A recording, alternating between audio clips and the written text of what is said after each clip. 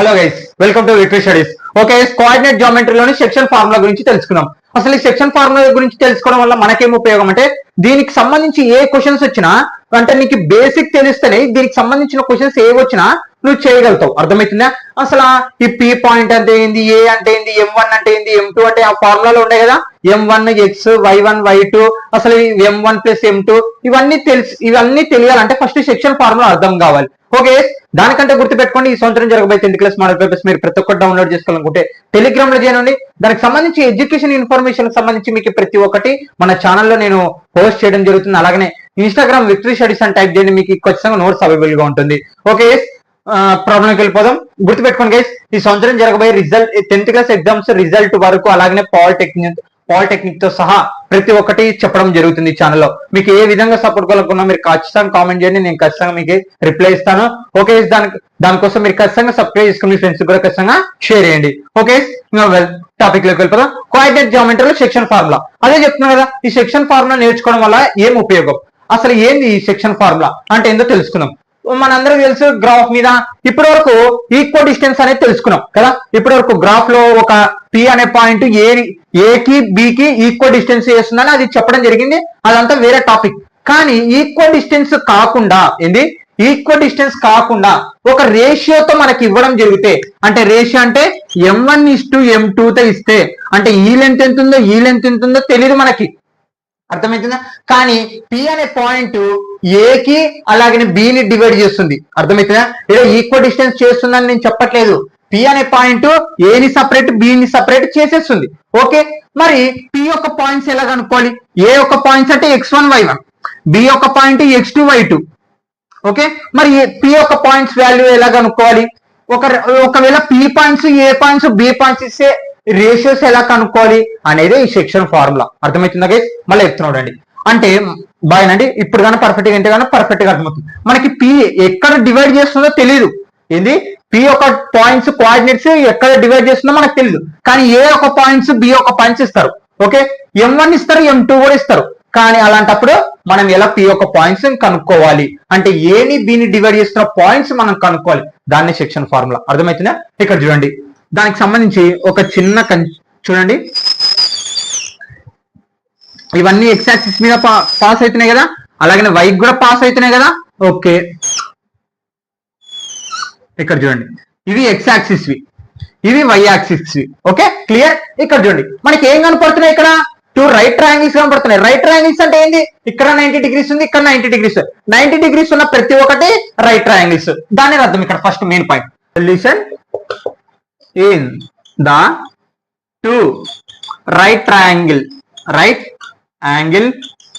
triangles.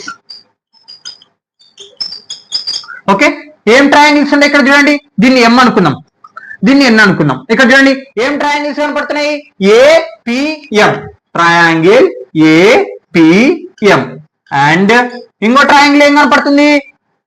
BPN, triangle BPN. Okay, ఇక్కడ చూడండి, ఈ రైట్ ట్రయాంగిల్స్ గురించి తెలుసుకుందాం. రైట్ ట్రయాంగిల్స్ అయినాయి. ఓకే, మరి ఇక్కడ గమనియండి, మనకి ఇక్కడ 90 డిగ్రీస్, ఇక్కడ 90 డిగ్రీస్. మళ్ళీ ఇక్కడ చూడండి, ఈడ ఈ లైన్ ఇక్కడ చూడండి, PN ప్యారలల్ టు AM. అర్థమవుతుందా? ఇక్కడ చూడండి, ఇది PM అనుకోండి, ఇది PN, ఇది AM. బాగానండి, స్కిప్ చేయొద్దండి, స్కిప్ చేయకుండా ఏంటంటే ఖచ్చితంగా అర్థమవుతుంది. ఇది PN లైన్, ఇది AM లైన్, ఇగో AM. ఓకే, ఇవంటే ఇవి ఏంటివి? ఇవి ప్యారలల్ కదా, ఈ 2 లైన్స్ కలుసుకో. కానీ ఒకటి ఇంటర్సెక్ట్ చేస్తుంది మనకి. ఏంది? ఇంటర్సెక్ట్ చేస్తుంది కాబట్టి ఇగో అది ఇక్కడ రాస్తున్నాను.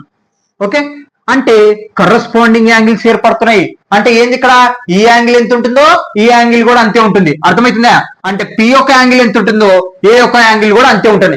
వీటినే మనము కరస్పాండింగ్ యాంగిల్స్ అంటే ఈ రెండు ప్యారలల్ లైన్స్ ఒకటి ఇంటర్సెక్ట్ చేస్తుంది మనకి.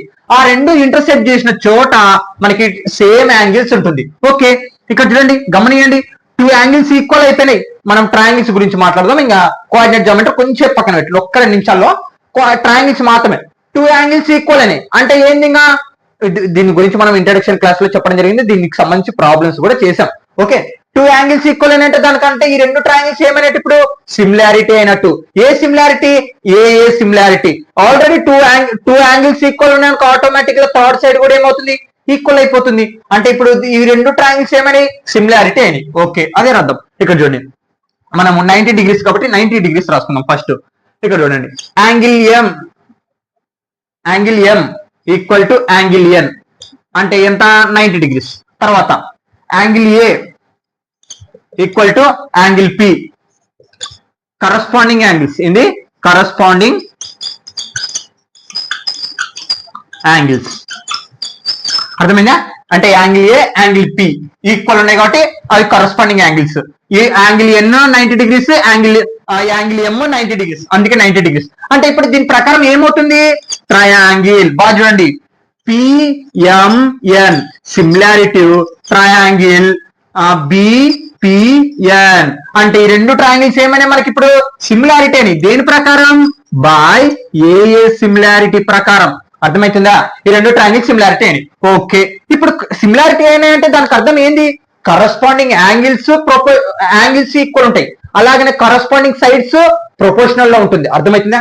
అసలు ఏం చెప్తున్నాం మాకు అర్థం కావట్లేదు అంటే ఒక్క పాయింట్ గుర్తుపెట్టుకోండి. ఈ ఎక్స్ వై కనుక్కుంటున్నాం, ఆ ఎక్స్ వై కనుక్కొని చేసే మెథడ్ ఇదంతా అంటే దాని ఫార్ములా కనుక్కుంటున్నాం. అర్థమవుతుందా? ఇక్కడ చూడండి ఏంది కరస్పాండింగ్ సైడ్స్ ఈక్వల్ ఉంటుంది, అలాగనే కరస్పాండింగ్ సైడ్స్ ప్రొపోర్షనల్ లో ఉంటుంది, కరస్పాండింగ్ యాంగిల్స్ ఈక్వల్ గా ఉంటాయి. అదే కదా సిమిలారిటీ అంటే. మనం మాట్లాడుకున్నాం ట్రయాంగిల్ ఆఫ్ సిమిలారిటీ ఏం మాట్లాడుకున్నాం కరస్పాండింగ్ యాంగిల్స్ ఈక్వల్ ఉంటుంది, అలాగనే కరస్పాండింగ్ సైడ్స్ ప్రొపోర్షనల్ లో ఉంటుందని మాట్లాడుతాం. మనము ఇక్కడ యాంగిల్స్ తీసుకోవద్దు, మనం యాంగిల్స్ గురించి కాదు సైడ్స్ గురించి మాత్రమే కాబట్టి సైడ్స్ మాత్రమే తీసుకుందాం. కరస్పాండింగ్ సైడ్స్ రాద్దాం ఏపీ బై తర్వాత పిబి సైడ్స్ రాస్తున్నాను అనమాట ప్రొపోర్షనల్ లో ఏఎం బై పిఎన్ తర్వాత పిఎం బై బిఎన్ ప్రొపోర్షనల్ రాస్తున్నాను చూడండి. బిఎన్ ఇది 1 అనుకుందాం, సిమిలారిటీ అయినందుకు ప్రొపోర్షనల్ రాస్తున్నాం. ఇప్పుడు వీటి వాల్యూస్ తెలుసుకుందాం. ఏపీ వాల్యూ ఎంత ఉంది మనకి M1 కదా, M1 బై పిబి వాల్యూ ఎంత ఉంది M2. ఓకే ఈక్వల్ టు ఇక్కడ చూడండి ఇక్కడ కన్ఫ్యూజ్ కాకూడదు. ఏఎం వాల్యూ చూడండి, ఏఎం వాల్యూ ఏంది ఇంతకి బైనండి. ఇక్కడ కానీ అర్థమైందనుకో కాన్సెప్ట్ మొత్తం అర్థమైపోయింది, తర్వాత క్యాలిక్యులేషన్ చేసుకుంటూ వెళ్ళిపోవచ్చు. ఏఎం అసలు ఏఎం వాల్యూ ఏంది ఇక్కడ చూడండి. ఈ ఓకి ఈ ఏకి డిస్టెన్స్ ఎంత x1 కదా. ఓకే మళ్ళీ ఈ ఓకి ఈ పీకి అంటే ఈ పీకి డిస్టెన్స్ ఎంత ఇక్కడ చూడండి. ఇది x1 ఇది ఎక్స్ ఇగో ఈ పాయింట్స్ అంటే ఎక్స్ యాక్సిస్ కాబట్టి బాయనండి. గ్రాఫ్ మీద మనకి ఫస్ట్ ఉండేది ఎక్స్ యాక్సిస్, తర్వాత ఉండేది వై యాక్సిస్. ఇప్పుడు నేను ఎక్స్ యాక్సిస్ మాత్రమే మాట్లాడుతున్నాను కాబట్టి ఓకి ఏకి డిస్టెన్స్ ఎంత x1. ఓకే మళ్ళా ఓకి పీకి డిస్టెన్స్ ఎంత x, తర్వాత ఓకి బికి డిస్టెన్స్ ఎంత x2. ఓకే బాయనండి. నాకు ఇక్కడ ఏం కావాలి ఏఎం వాల్యూ కావాలి. ఏంది ఏఎం వాల్యూ కావాలి. ఏఎం వాల్యూ కావాలంటే ఏం చేయాలా ఈ డిస్టెన్స్ లో నుంచి మొత్తం డిస్టెన్స్ ని తీసేసేయాలి.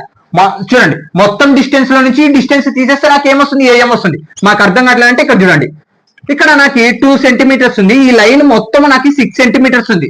బాయనండి ఈ లైన్ మొత్తము 6 సెంటీమీటర్స్ ఉంది. ఈ రెండు లైన్స్ సేమ్ అనమాట. ఇక్కడ చూడండి ఇక్కడ 2 సెంటీమీటర్స్ ఉంది, అటైతే నాకు ఈ లెంత్ ఎంత అంటే 6 లో నుంచి 2 తీసేస్తే ఎంత ఉంటుంది 4. అంటే మొత్తం నుంచి చిన్న పార్ట్ తీస్తే నాకు మిగతా భాగం వస్తుంది. సేమ్ ఇది కూడా అలాగనే ఏంది ఇక్కడ చూడండి ఎక్స్ లో నుంచి అంటే ఈ మొత్తం లైన్ నుంచి పార్ట్ తీసేస్తే ఎక్స్ లో నుంచి x1 తీసేసాలి, ఎక్స్ లో నుంచి x1 అది ఏఎం వాల్యూ. అవి ఏఎం వాల్యూ వచ్చేసింది. తర్వాత పిఎన్ వాల్యూ వాల్యూ చూడండి. పిఎన్ వాల్యూ కావాలంటే ఏం చేయాలి x2 లో నుంచి x తీసేసేయాలి, x2 లో నుంచి x తీసేసాలి. ఇగో నాకు ఈ డిస్టెన్స్ కావాలి అంటే పిఎన్ డిస్టెన్స్ కావాలి. అంటే ఓ ఇక్కడ చూడండి ఓ నుంచి బి లోపల ఉన్న దాన్ని నేను ఓ నుంచి పి తీసేస్తున్నాను. అంటే x2 మైనస్ లోకల్ x తీసేస్తే నాకు పిఎన్ వాల్యూ వచ్చేసింది. ఓకే అదే అర్థం. ఏఎం వాల్యూ ఎంత వచ్చింది x minus x1 by PN value ఎంత వచ్చింది x2 minus x equal to PM. ఇప్పుడు ఏంది పిఎం వాల్యూ ఇప్పుడు y డిస్టెన్స్ అయిపోయినాయి. ఇప్పుడు మనకి x డిస్టెన్స్ అయిపోయినాయి. ఇప్పుడు y ఇది y1 ఇది y ఇది y2. ఇక్కడ చూడండి ఇక్కడ కన్ఫ్యూజ్ కావద్దు. ఇది y1 ఇది y అంటే ఏంటి y1 y అంటే ఇగో ఇప్పుడు y యాక్సిస్ కాబట్టి సెకండ్ కోఆర్డినేట్స్ తీసుకుంటాం. సెకండ్ ఇవి అందుకే y ఇక్కడ చూడండి y1 y y2 అనమాట. ఓకే పిఎం వాల్యూ కావాలి నాకు ఇప్పుడు ఏంది పిఎం వాల్యూ. పిఎం ఎక్కడ ఉంది, ఈ వీడియో ఉంది. అంటే నాకు పిఎం వాల్యూ కావాలంటే ఏం చేయాలా, y1 ఇక్కడ చూడండి, y లో నుంచి అంటే ఈ బిగ్ లైన్ నుంచి ఈ పార్ట్ తీసేస్తే నాకు ఏపీ ఎంపీ వాల్యూ వస్తుంది. అర్థమవుతుందా, y మైనస్ y1 అంటే ఈ పెద్ద లైన్ నుంచి చిన్న పార్ట్ తీసేస్తే నాకు మిగిలిన పార్ట్ వచ్చేస్తుంది అనమాట. ఓకే, ఆ తర్వాత పిఎం అయిపోయింది. బిఎన్ ఇప్పుడు బిఎన్ కూడా సేమ్ అంతే. బిఎన్ ఎక్కడ ఉంది, ఇక్కడ ఉంది చూడండి. బిఎన్ వాల్యూ కావాలి నాకు. బిఎన్ వాల్యూ కావాలంటే ఏంది, y2 లో నుంచి ఏం తీసేసాలి, y తీసేసేయాలి. y2 లో నుంచి y తీసేసేయాలి. ఓకే, వాల్యూ సబ్స్టిట్యూషన్ చేద్దాం. పిఎం వాల్యూ ఎంత వచ్చింది, y minus y1 by BN value ఎంత వచ్చింది, y2 మైనస్ y. ఇక్కడ చూడండి, ఈ m1y m2 అనేది రెండింటికి సమానం కదా, అంటే x కోఆర్డినేట్స్ కి సంబంధం, y కోఆర్డినేట్స్ కి సంబంధం. కాబట్టి ఏం చేస్తాం, ఇప్పుడు సపరేట్ సపరేట్ రాసుకుంటాం. ఎట్ x ఈక్వల్ టు ఇక్కడ at x m1 by m2 equal to x by x1 by x2 minus x. ఇప్పుడు ఏం చేయాలా, క్రాస్ మల్టిప్లికేషన్ చేయాలి. నేను x మాత్రమే ఇస్తున్నా, తర్వాత y చేద్దాం. ఏంది, క్రాస్ మల్టిప్లికేషన్ చేయాలి. క్రాస్ మల్టిప్లికేషన్ చూడండి, x2 m1 into x2 minus x equal to m2 x minus x1. అర్థమవుతుందా, ఇక్కడ చూడండి. m1 తో ప్రతి ఒక్కదాన్ని ఇంటూ చేయండి, ఇక్కడ m2 తో ఇంటూ చేద్దాం. m1 into x2, m1 into x2 minus minus m1 into x. అర్థమవుతుందా, x2 అంటే ఏంది, m1 into x2 minus m1 తో ప్రతి ఒక్కదాన్ని ఇంటూ ఈక్వల్ టు ఇక్కడ m2 తో ఇంటూ చేయండి. m2 into x minus m2 x1. Okay, clear. ఇప్పుడు x లన్నీ ఒక పక్కకి, x1 x2 లన్నీ ఒక పక్కకి బాయినండి. x లన్నీ ఒక పక్కకి. x లో ఏముండే, ఇక్కడ నాకు ఇక్కడ ఒక x ఉంది, ఇక్కడ ఒక x ఉంది. కాబట్టి ఏం రాసుకుంటా, m2 x, ఇది మైనస్ చేసిన అవతల పోతే ఏమవుతుంది, ప్లస్ ఇక్కడ చూడండి m1 x. ఇక్కడ చూడండి, x లన్నీ ఒక పక్కకి రాసుకున్నాను ఈక్వల్ టు మళ్ళీ తర్వాత మళ్ళీ x2, ఇప్పుడు x1 x2 రాసుకున్నాం ఈక్వల్ టు x2 ఇక్కడ చూడండి m1 x2. ఇది మైనస్ చేస్తుంది, ఇతర పోతే ఏమవుతుంది, ప్లస్ అవుతుంది. ప్లస్ m2 x1 అనమాట. అర్థమైందా, x లన్నీ సపరేట్, x1 x2 లన్నీ సపరేట్. దీంట్లో కామన్ ఏముంది, x అనేది కామన్ ఉంది, x అనేది కామన్ ఉంది కాబట్టి కామన్ చేద్దాం. x కామన్ చేస్తే ఏం మిగులుతుంది, m2 plus m1 equal to మిగిలినది m1 x2 plus m2 x1. నాకు x వాల్యూ కావాలి అంటే p యొక్క కోఆర్డినేట్ లోని x వాల్యూ కావాలి. ఓకే, కోఆర్డినేట్ x యొక్క కోఆర్డినేట్ వాల్యూ కావాలి అంటే m2 plus m1 into s నాతోటి ఏమవుతుంది, డివైడెడ్ బై అవుతుంది. అంటే x equal to m1 x2 plus m2 x1 by m2 plus 1. అర్థమైందా, ఇక్కడ ఫార్ములా వచ్చేసింది మనకి x కోఆర్డినేట్. అవును, ఇక్కడ m1 ప్లస్ m2 ఉండాలంటే ఎలా రాసినా ఓకే. ఇక్కడ చూడండి, 2 ప్లస్ 3 రాసిన 5 ఆన్సర్ వచ్చేది, అలాగే 3 ప్లస్ 2 రాసిన 5 ఆన్సర్ వచ్చేది. కింద డినామినేటర్ m2 ప్లస్ m1 రాసుకున్నా, m1 ప్లస్ m2 రాసిన రెండు ఒకటే. ఓకే, x వాల్యూ వచ్చేసింది. ఇప్పుడు y వాల్యూ అంటే సేమ్ m1 ప్లస్ m2 కూడా సేమ్ అంతే. మళ్ళీ ఇక్కడ y value at y m1 by m2 equal to y minus y1 by y2 minus y. ఏం చేయాలి ఇప్పుడు, మళ్ళీ సేమ్ క్రాస్ మల్టిప్లికేషన్ చేయాలి. క్రాస్ మల్టిప్లికేషన్ చేస్తే m1 into y2 minus y equal to m2 y minus y1. Okay okay, clear. ఇప్పుడు మళ్ళీ ప్రతి ఒక్కదాన్ని m ఇక్కడ m2 తో m1 y2 minus m1 y equal to m2 y minus m2 y1. అర్థమైందా, ప్రతి ఒక్కదాన్ని m1 తో ఇంటూ చేసినాం, ఇక్కడ m2 తో ఇంటూ చేసినాం.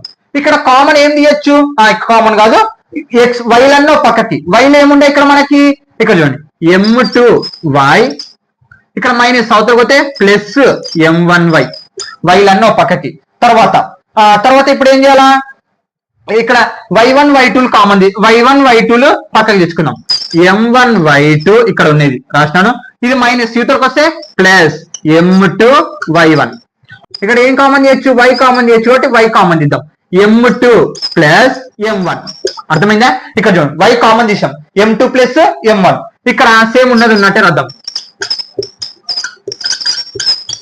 ఓకే, నాకు ఇప్పుడు y వాల్యూ కావాలి, కాబట్టి ఇదంతా ఇంటూ చేస్తున్నాం, అవతల పోతే ఏమవుతుంది, డివైడెడ్ బై అవుతుంది. అంటే y equal to m1y2 plus m2y1 by ఏముంది m2 ప్లస్ m1. ఓకే, ఇదే ఫార్ములా వచ్చేసింది. అంటే ఏమొస్తుంది మనకి formula p of x, y equal to m1 x2 plus m2 x1 by m1 plus m2. ఎలా రాసుకున్నా ఓకే, ఏం కాదు.